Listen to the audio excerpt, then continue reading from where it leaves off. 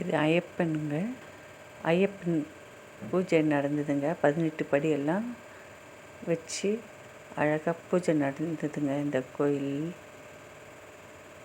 இது என்ன கோயிலுன்னா, சென்னையில் இருக்கிற அரும்பாக்கத்தில் இருக்கிற முத்துமாரியம்மன் கோயிலுங்க இது.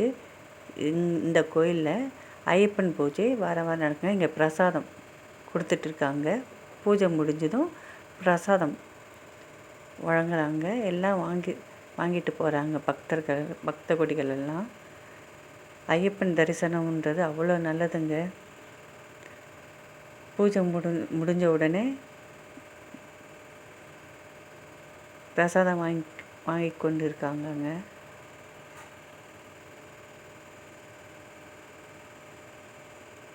இதுதாங்க முத்துமாரியம்மன் கோயிலுங்க. கோயிலில் ஐயப்பன் பூஜை நடக்குதுங்க.